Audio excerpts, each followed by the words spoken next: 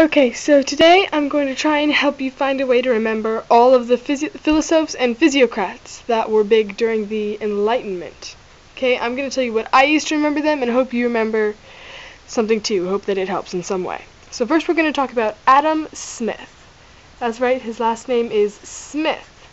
He was a physiocrat who strongly supported laissez-faire and an economy based upon supply and demand, which is the way we have it now.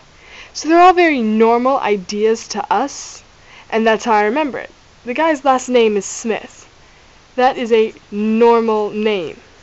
And all of his ideas were very normal seeming to us. Next, there is Diderot.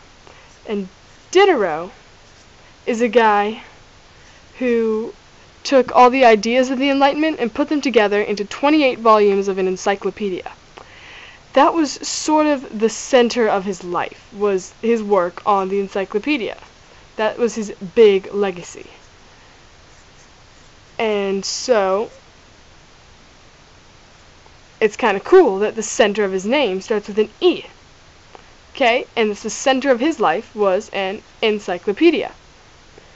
Then there's John Locke. You guys should have already heard of John Locke. He's the guy who came up with the idea of natural rights, which are, he said, life, liberty, and property. And when our country, the USA, took that, we loved his ideas, but we changed it to life, liberty, and the pursuit of happiness. Okay, so his ideas were sort of like the key to our Declaration of Independence, our Constitution, all that sort of thing. They're the key to our country. Okay, and do you get that? I know, really bad pun. Lock and key.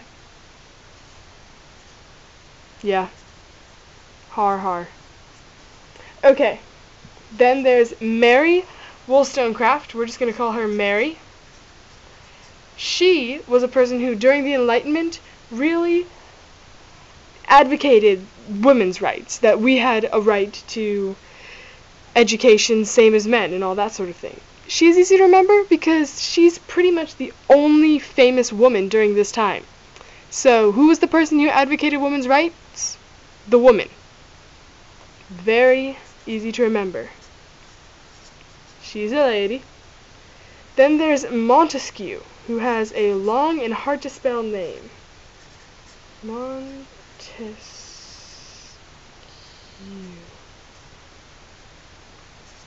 He's the guy who came up with checks and balances and the separation of powers. Once again, a very central idea in our country. Think about it like this, okay? Before he came along, the whole government balance of power was askew. It was messed up. But he surmounted that and fixed it all. Yep, that's pretty bad too, but that's how I remember that one. Then there's René Descartes, or Descartes, I'm not sure how to pronounce it, which is actually how I remember what he did. He's the guy who said, I think, therefore I am. And I think what happened was he got tired of his last name, of people pronouncing his last name wrong. So in order to give himself sort of a pep talk, he's like, you know what? I exist because I can think, I can figure out my name, and those people who can't figure it out, they don't even exist, they don't matter. Then there's Rousseau,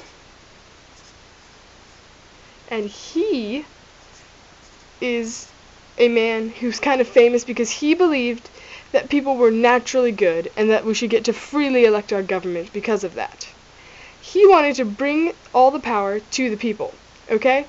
And what do when people have all the power? Well, we sue people.